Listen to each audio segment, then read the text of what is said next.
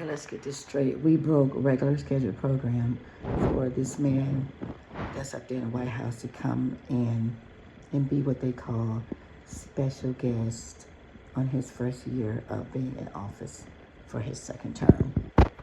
So he comes in there showing all these pictures of the worst of the worst, he calls them, from Minnesota. They're all from Minnesota, where he's showing pictures.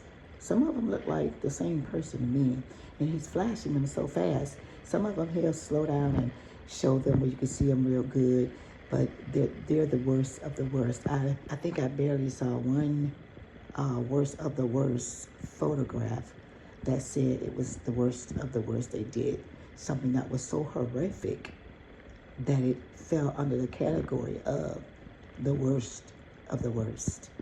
Then we talk about the Somalians and how they come over, don't got no job, and they rich as freak, driving Mercedes. I believe that's the car he said, allegedly. And then he's talking about California and another state I can't remember. They are worse than Minnesota. Well, why are we in Minnesota the way that we are? We all know why. He brought it up. 5 years, and you're still talking about that election. Talking about, oh, I really won the election. I really won. No, you didn't. You lost. It's a fact. Then we want to pull out this big binder about all his accomplishments. What accomplishments? You said he was going to make the economy better. It's worse than ever. But you want to bring up Joe Biden.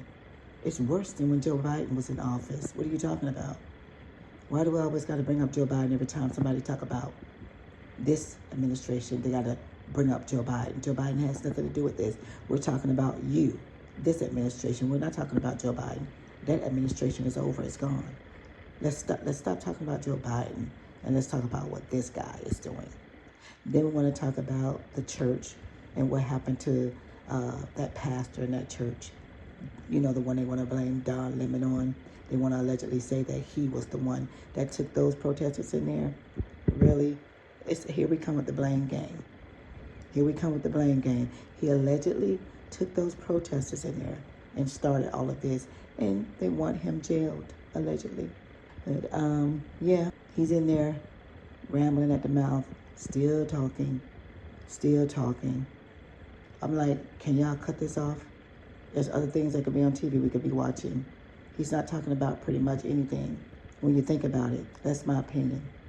And then his great accomplishment to him is, and this is what my opinion, what I'm thinking, is that when he went over and got Maduro over in Venezuela. Well, there was one great big accomplishment when Obama was in office, when he got Osama bin Laden. Yeah.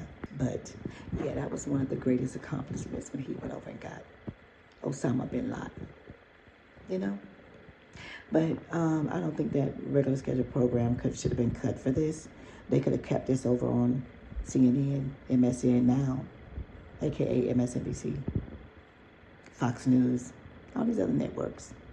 Why did they have to cut regular scheduled program on our local channels? We didn't need this.